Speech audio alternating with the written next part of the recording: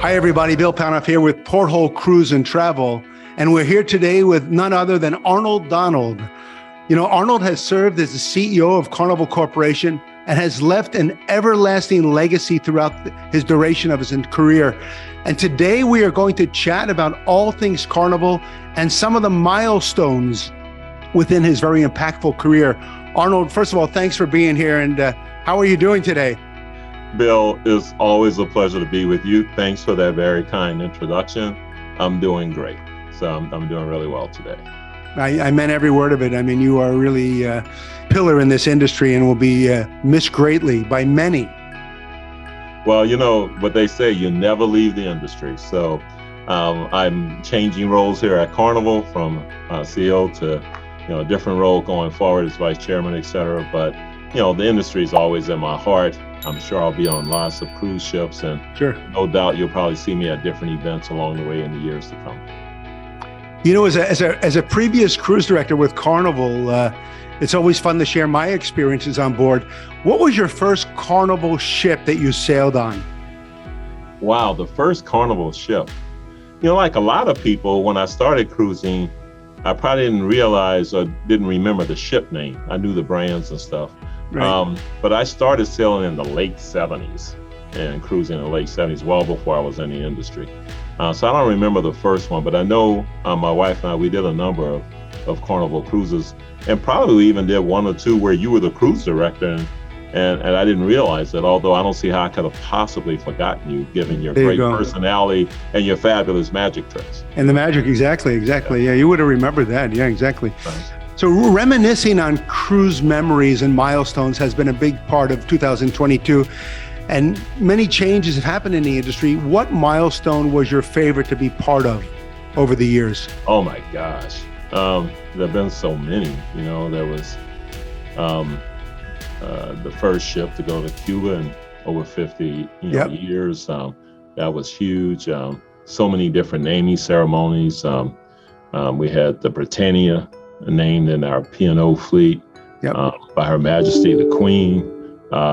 We had a number of milestones in terms of environmental and sustainability. We had a number of financial milestones, tripling earnings and more than doubling our return on invested capital, reached a new peak in share price at different times. So there's been so many different types of milestones. I guess probably the most memorable, and maybe because it's closer in right now, is returning to service. Sure. When we had the sailings out of Seattle, we had some sailings in Europe. Of course, we weren't able to travel that much at that time, although I did travel a bit during COVID over to Europe. So those were exciting. And then the one in Seattle where we had about 3 ships from 3 different brands on one weekend. And that's when I really felt like, we're on our way back and we were going to be, sailing again for certain. I didn't know exactly when, how many ships, but that was a powerful one after the long pause. With such a grand perspective on cruising, what do you find to be the biggest takeaway for guests after they cruise for the first time? It's always about people. We're in the hospitality business, right, but we're also in the broader business of bringing people together. And you've heard me say this many times, Bill, that we bring people together from all over the world. We have crew from 145 different countries, guests from over 200 countries. We go to 700 destinations pre-COVID around the world. So we bring people together, crew to crew, crew to guest, guest to guest, crew and guest to locals. And they discover what they have in common, these very diverse people from different backgrounds and different experiences. And so we discover together what we have in common. And then we learn to celebrate the differences rather than fear them. So most people, when I talk to them, what they remember is some people thing, either a crew member, sure, other guests, locals that they met. It's about the human spirit. And most people remember about the cruise, something about the human spirit, or connecting with a cruise director that happens to be gifted in the art of magic and in Tom Jones impersonations. Well, in my cases, people would ask, after they cruise again to return, what ship is that cruise director Bill Panoff on? And if they found out I'm on that ship, they would immediately say, we want to go on another ship. No, I doubt that seriously. But no, but seriously, it is the people things. You well know. I mean, you know better than I do. That's the magic. It's about the human spirit. It's about the human spirit. In all your years of cruising, Arnold, and seeing the world through Carnival Corporation, what destination was your favorite to visit by far? Again, so many great destinations around the world. I mean, going to the Amazon, the Rio Negro River, as big as it is, and broad and as dark as that water is, and the fun things you can do with the locals there. So Amazon's great. Of course, so many places, and the classics like in, Greece and Santorini and Mykonos and Crete and whatever, and the Amalfi Coast in Italy. I mean, the Dubrovnik, Barcelona. Right. There's so many great places. Right. I guess the one that really stands out for me, though, is Antarctica. Antarctica, yeah. And those who have done a safari, say in the Masai Mara or something like that in Africa, anybody that goes, they get this feeling, and it's a human spirit thing. Again, it's in our DNA. And there's something, very human spiritual about it all. And the same thing in Antarctica. You get the sea migration. In Africa, you're getting the great migration animals. But here you get the sea migration. And so you see everything: humpback whales, minke whales, Weddell seals, leopard seals, on and on and on. Yeah. And the majesty of every iceberg. Every iceberg's been carved over, hundreds of years or whatever. Sure. Different colors and hues and shapes. And it's just so spectacular. So Antarctica would have to be probably the destination I'd have to say stands out the most. Although, honestly, Bill, our planet is the Garden of Eden. You just have to open your eyes and see it. And there's so many beautiful, wonderful places and cultures and people. Yep. Yeah. And that's what makes travel so wonderful, I happen to agree with you. In Antarctica, I was there in the last year, and it moves you. There's something there, as you said, that stirs your soul, really. Yeah. It touches the human spirit. It really does. It's just an amazing experience. I would encourage everyone to go. And if you're going to go, you might as well go on the #1 ultra luxury cruise line in the world, and that's Seabourn. Or if you really don't want to get out in the Zodiacs and all that, you can also do some cruise buys on some of our other lines like Holland America. So. There you go. You've been a major part of the history of Carnival Corporation. What do you hope will stick with cruises for generations to come? Well, I think this whole human spirit thing we're talking about, our people are so dedicated and committed to ensuring we exceed our guests' expectations. And they really thrive on having people have, the time of their life and build lifelong memories that they can't wait to share with others. And that's what it's all about for them. Yep. And so I'm hoping, I walked into that. That's been the legacy of our company for a long time. And I hope that, that absolutely continues out into the future. The other thing is there's a extremely high awareness and commitment to the environment and to sustainable practices.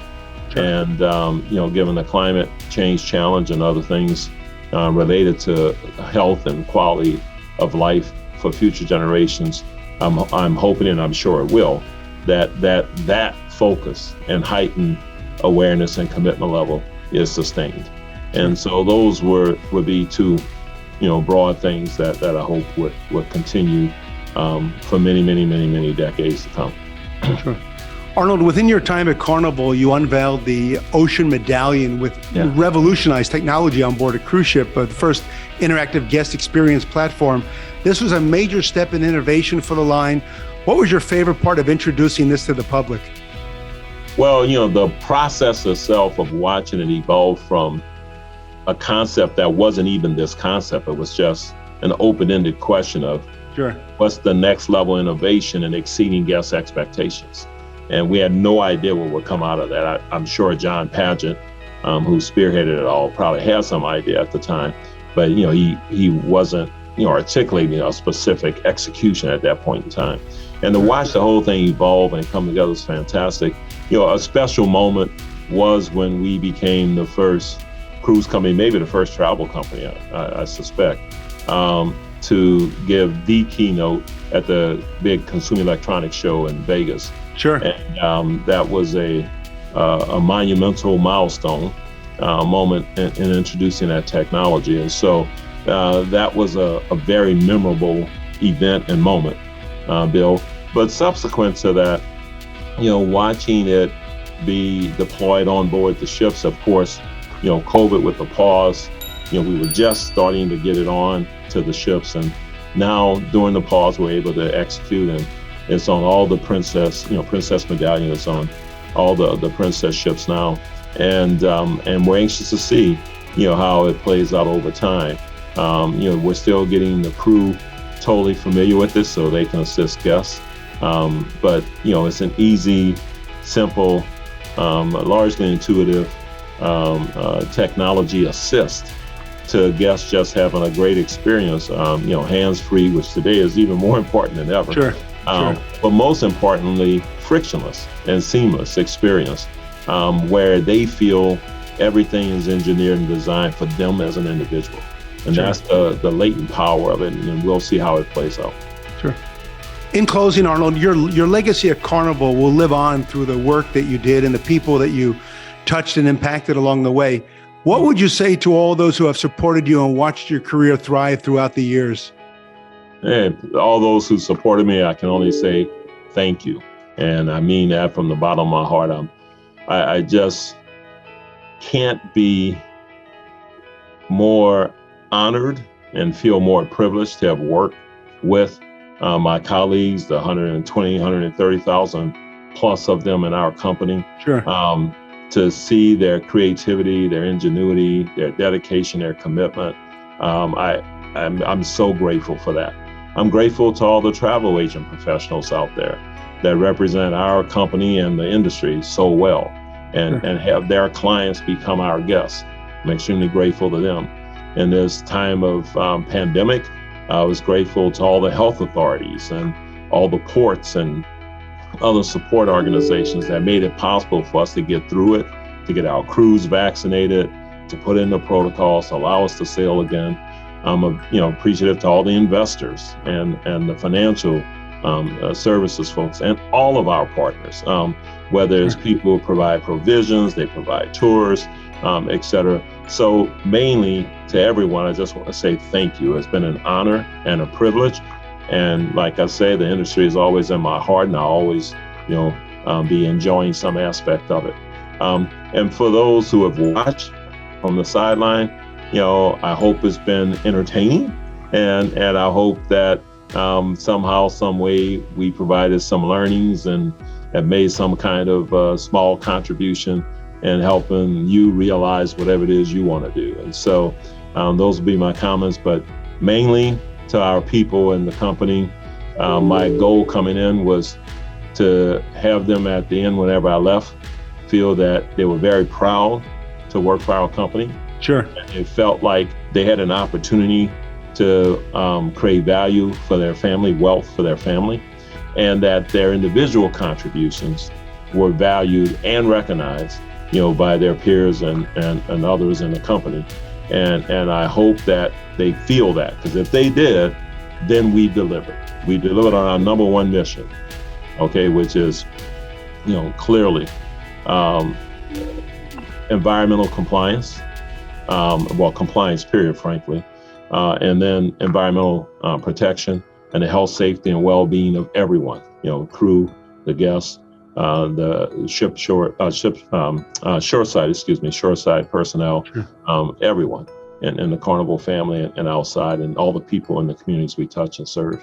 And also that we would have delivered, ultimately be in position to deliver for our shareholders, and that we would be great corporate citizens. So thank you. And I'm looking forward to watching from afar and participating as is needed or requested by those that I hold dear to me in this industry. And certainly, Bill, look forward to some good times with you in the years to come. We've had a few in the past, and We have. so I'm sure we'll have some more in the not too distant future. So No, you will be greatly missed by many, including me. You really have become the face of the cruise industry and have done so much to change the perception of cruising, Arnold. And I know now we'll have more time to spend together and maybe even take a cruise together or two.